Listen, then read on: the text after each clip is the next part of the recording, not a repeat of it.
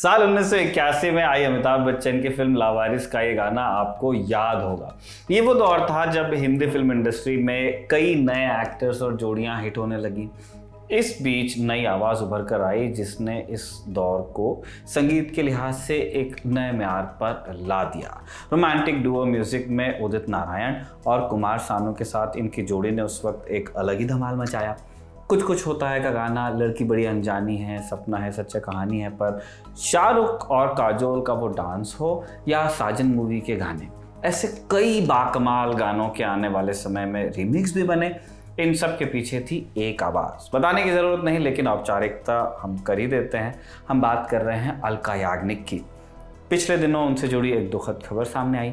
उन्होंने अपने Instagram account पर पोस्ट करके बताया कि उन्हें वायरल इन्फेक्शन के चलते सेंसरी न्यूरल नर्व डैमेज हो गया है। इसकी वजह से उन्हें हियरिंग लॉस हुआ है।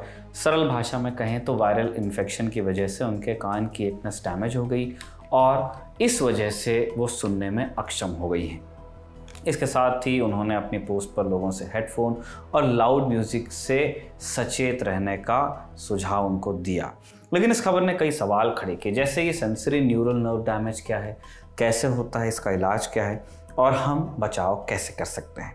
वायरल इन्फेक्शन के अलावा और कौन सी चीज़ें हैं जिसके चलते हेयरिंग लॉस होता है, हेडफोन और लाउड म्यूज़िक से हमारे सुनने की क्षमता पर क्या असर पड़ता है और क्या इस वजह से हेयरिंग लॉस भी हो सकता है। नमस्ते, मैं हूं निखिल और आप देख रहे हैं जटिल टॉपिक्स को बेहद आसानी से समझाने वाली हमारी रोजाना की सीरीज आसान भाषा में।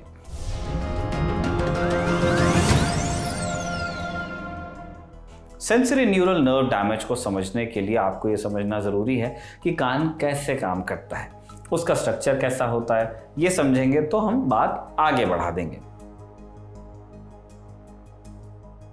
आप अभी वीडियो से निकल रही हमारी आवाज़ सुन रहे हैं। हो सकता है ये प्रोसेस आपको बहुत सिंपल लगे लेकिन असल में ये बहुत कॉम्प्लेक्स प्रोसेस है। अब देखिए, कान के 3 हिस्से हैं। आउटर ईयर यानी कान का बाहरी हिस्सा, इनर ईयर यानी कान का सबसे अंदरूनी हिस्सा और मिडल ईयर यानी आउटर और इनर ईयर के बीच का हिस्सा।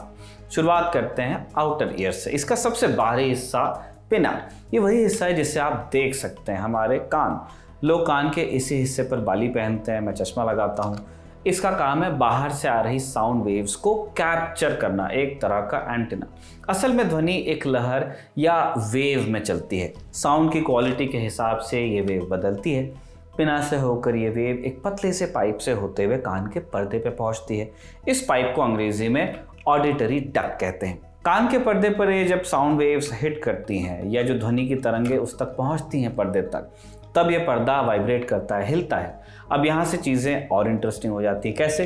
कान का पर्दा आगे 3 हड्डियों से जुड़ा होता है। इनके साइंटिफिक नाम तो अलग अलग हैं लेकिन बोलचाल की भाषा में इन्हें हैमर, एनविल और स्टरप कहते हैं। ये शरीर की सबसे छोटी हड्डियाँ होती हैं।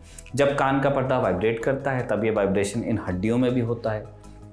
ये हड्डियाँ इतने ज़ोर से वाइब्रेट करती हैं कि आई हुई वाइब्रेशन को करीब 20 गुना बढ़ा देती हैं, एम्पलीफाई कर देती हैं। अब साउंड वेव पहुंचती हैं इनर ईयर में। यहाँ इस साउंड वेव को दिमाग के पढ़ने लायक बनाया जाता है। कैसे? असल में इनर ईयर में घोंघे के आकार का एक ऑर्गन होता है और इसे कॉक्लिया कहते हैं। इसका काम है आई हुई साउंड वेव्स की वाइब्रेशन को एक इलेक्ट्रिक कोड में बदलना। असल में हमारा दिमाग नसों के जरिए आए इलेक्ट्रिक इम्पल्स यानी कोड को ही पढ़ पाता है और दिमाग शरीर के किसी हिस्से को जवाब भी इलेक्ट्रिक कोड में ही देता है। कच्ची भाषा में बिजली। इस उदाहरण से आप समझ लीजिए, मान लीजिए हमें हाथ में चोट लग गई तो हाथ से एक इलेक्ट्रिक कोड दिमाग में जाएगा, बिजली की तरंग, समझाने के लिए कह रहा हूँ। दिमाग इस कोड को पढ़ेगा और तब समझेगा कि भाई हाथ को तो चोट लग गई और इसी इलेक्ट्रिक कोड की भाषा में दिमाग जवाब भी देगा। ऐसा ही कान में भी होता है। कान में पहुंची साउंड वेव यानी आवाज़ को कॉक्लिया इलेक्ट्रिक कोड में बदलता है। दिमाग को कान से जोड़ने वाली ये नसें कोड को दिमाग तक पहुंचाती हैं और दिमाग इसे पढ़कर कर देता है डिकोड। तब हमें समझ में आता है कि हमने क्या सुना। आपने सुना होगा कि अगर किसी व्यक्ति के कान का पर्दा फट जाए तो उसे सुनाई देना कम हो जाता है, लेकिन जब कान को दिमाग से जोड़ने वाली नसों में किसी तरह की गड़बड़ हो जाए तो उसे सेंसरी न्यूरल नर्व डैमेज कहते हैं। अब सवाल ये है कि एक वायरल इन्फेक्शन की वजह से हियरिंग लॉस कैसे हो सकता है। हमने सुना था कि धमाका हो गया तो कान का पर्दा फट गया, लेकिन ये वायरल इन्फेक्शन से आप कैसे अक्षम हो जाते हैं सुनने में। हमने वायरल इन्फेक्शन की वजह से बुखार, जुकाम जैसी बीमारियां तो होती देखी, लेकिन इसके बारे में सुना नहीं होगा आपने कि हियरिंग लॉस। इसके पीछे की वजह क्या है, हम डॉक्टर से समझते हैं। सेंसिन्यूरल हियरिंग लॉस वायरल इन्फेक्शन से एक बहुत रेयर चीज़ है। इस कंडीशन को हम लेब्रिंथाइटिस कहते हैं। जो हमारी वेस्टिबुलर नर्व होती है, कभी कभी उसके अंदर स्वेलिंग आ जाती है वायरल इन्फेक्शन के कारण, जिसके कारण ज़रूरी नहीं कि बुखार हो, पर दूसरे सिम्टम्स जैसे कि बैलेंस में प्रॉब्लम्स आनी, बहुत ज़्यादा चक्कर आना, साथ में हियरिंग लॉस होना और एकदम होना। तो ये किसी को प्रॉब्लम बिल्कुल नहीं होगी और फिर एकदम उनको ये प्रॉब्लम हो जाएगी जहाँ पे उनको हियरिंग लॉस हो जाती है। वो एक ऐसी चीज़ है जो वायरल इन्फेक्शन के कारण हो सकती है। उसके अलावा और भी कारण है, पर सबसे कॉमन कारण वायरल इन्फेक्शन होता है। आपने इसके पीछे की वजह समझ ली, लेकिन क्या इसकी वजह से हमेशा के लिए सुनाई देना बंद हो जाता है, और इससे बचने के लिए हमें क्या करना चाहिए? नॉर्मली लेब्रिंथाइटिस एक रिवर्सिबल कंडीशन होती है। डिपेंड करता है कारण क्या है। अगर कारण एक वायरल इन्फेक्शन है तो कुछ हफ्तों में वो खुद ही ठीक हो जाती है। दवाइयाँ दी जाती हैं इस प्रोसेस को स्पीडन अप करने के लिए रिकवरी की। नॉर्मली स्टेरॉइड्स और एंटीवायरल्स देके हम इस कंडीशन की जो रिकवरी है उसको स्पीडन अप कर सकते हैं, बट कुछ हफ्तों में खुद ब खुद ही ठीक हो जाता है। बहुत रेयर केसेस में कभी कभी ये परमानेंट हियरिंग लॉस भी कर सकता है। आपको ध्यान सबसे ज़्यादा ये रखना पड़ेगा कि अगर आपको ज़ुकाम है या आपके कानों में इन्फेक्शन है कि वो फैले ना, तो सही टाइम पे आप डॉक्टर के पास जाएं। अगर ज़ुकाम है तो ये ध्यान दें कि अगर वो कानों में दर्द जा रहा है तो डॉक्टर को ज़रूर आप डॉक्टर से बात करें, क्योंकि वो सबसे एक आम कारण होता है। बाकी कई लोगों को एलर्जी, सीजनल एलर्जीज इतनी रहती हैं, आजकल डस्ट है, पोल्यूशन है, उसके कारण उनको ज़ुकाम या नाक बंद, कान बंद रहने कंटिन्यूसली रहते हैं। और कभी कभी कुछ रेयर सिचुएशंस में ये उसके कारण भी हो जाता है। उसके अलावा अपनी इम्यूनिटी को अच्छा रखना, अच्छा खाना खाना, अपना ध्यान रखना, उस सब सारी चीज़ों से आप प्रिवेंट कर सकते हैं ये कि आपको ये लेब्रिंथाइटिस की प्रॉब्लम हो। आपने जाना कि वायरल इन्फेक्शन की वजह से हियरिंग लॉस क्यों हुआ, लेकिन क्या इसके और भी कारण हो सकते हैं? इसके लिए भी हमने डॉक्टर से ही सलाह ली। लेब्रिंथाइटिस एक ऐसी कंडीशन है जिसके अंदर जो हमारी वेस्टिबुलर नर्व होती है उसमें इन्फ्लेमेशन या स्वेलिंग हो जाती है, सोजिश हो जाती है वायरस के कारण। एक तो वो एक कारण होता है। दूसरे कारण है ये बैक्टीरियल इन्फेक्शन के कारण भी हो सकता है। जैसे कि मानिए किसी को ज़ुकाम है और वो इन्फेक्शन कानों के अंदर चले गई और फर्दर जाके फिर वो मिडल ईयर में चली गई, उसके कारण भी ये इन्फेक्शन हो सकती है। तीसरा कारण है ऑटोइम्यून। कभी कभी बॉडी खुद ही अपने आप से लड़ने लग जाती है, जिसके कारण ये सिम्टम्स हो सकते हैं। और चौथा और बहुत रेयर कारण है कभी कभी स्ट्रोक हो जाना, वैस्कुलर रीजंस। इसका मतलब कि वो जो पर्टिकुलर नर्व है उसके अंदर अगर ब्लड सप्लाई, जो खून की जो फ्लो है वो बंद हो जाती है, जिसके कारण अंदर इस्कीमिया या लैक ऑफ ऑक्सीजन की कंडीशन क्रिएट हो जाती है, उसके कारण भी ये हो सकता है। हियरिंग लॉस की एक बड़ी वजह है ऐसी जगहों पर रहना जहां बहुत शोर होता है, या फिर हेडफोन में तेज आवाज पर लगातार सुनना। इसे थोड़ा डिटेल में आप समझिए। नुकसान कितना होगा इसका एक सिंपल फॉर्मूला है। जितना तेज साउंड और जितनी ज़्यादा देर तक आप साउंड को सुन रहे हैं, उतना ज़्यादा रिस्क है हियरिंग लॉस का। अब सवाल ये आता है कि कितनी तेज़ आवाज़ कितनी देर तक सुननी चाहिए आपको। आवाज़ को नापने का पैमाना होता है डेसिबल। जैसे लंबाई नापने के लिए मीटर या किलोमीटर का आप इस्तेमाल, ऐसा यूनिट तो मीटर ही है वैसे आवाज़ या साउंड को नापना के लिए डेसिबल का इस्तेमाल होता है। WHO यानी कि वर्ल्ड हेल्थ ऑर्गेनाइजेशन के हिसाब से कोई व्यक्ति 60 डेसिबल तक की आवाज़ को बेझिझक सुन सकता है। लेकिन ये 60 डेसिबल कितना हुआ? 60 डेसिबल की आवाज़ कुछ उतनी होती है जितनी आवाज़ में लोग नॉर्मली बातचीत करते हैं। इसके अलावा 80 डेसिबल तक की आवाज़ आपको एक हफ्ते में 40 घंटे से ज़्यादा नहीं सुननी चाहिए।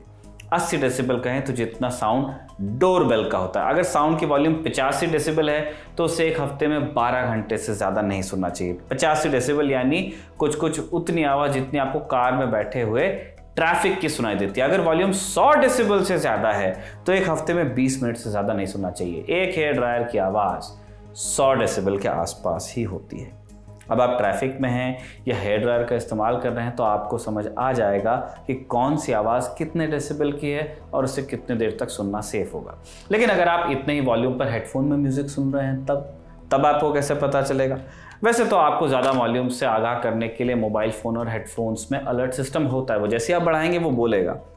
आपने कई बार देखा भी होगा कि अगर आप लंबे समय तक तेज़ म्यूज़िक सुनते हैं तो खुद ही वॉल्यूम कुछ देर बाद कम हो जाती है और नोटिफिकेशन आ जाता है कि वॉल्यूम बढ़ाने पर कानों को नुकसान होता है।